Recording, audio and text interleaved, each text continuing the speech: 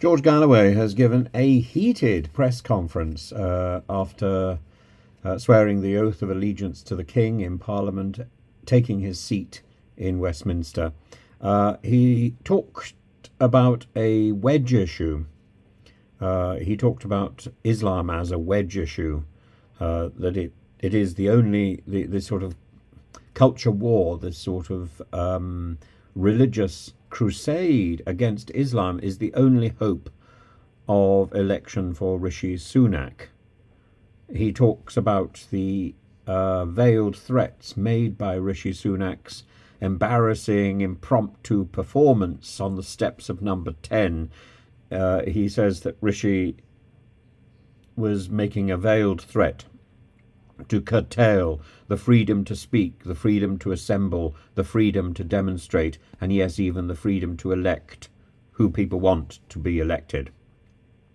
He was asked whether or not he thought that Hamas should be allowed to govern Gaza after the war. And he says, well, this is it was an utterly brilliant performance, captivating. I mean, very little of what he said is anything I agree with. Please, I want to make this very clear.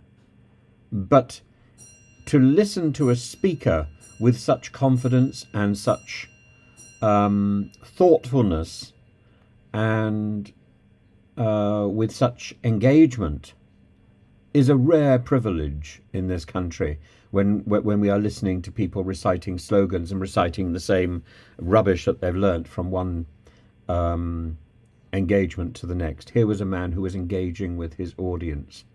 I'm reminded of Tony Benn, and he says that he thinks it's a wedge issue because it's a challenge to Starmer to defend our democratic rights or to engage in what he calls a Dutch auction of nastiness. How utterly brilliant is that? He also made it quite clear that he was gunning, or his party was gunning, for Angela Rayner's seat.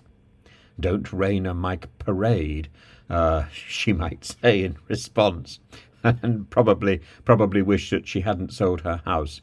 But there we are. I'm so pleased that George Galloway is back in the House of Commons. I don't agree with what he says. I don't agree with what he stands for. I do absolutely agree with his right to say it, and his presence in the House will raise the level of debate, I hope, to a point where people will rise to the challenge.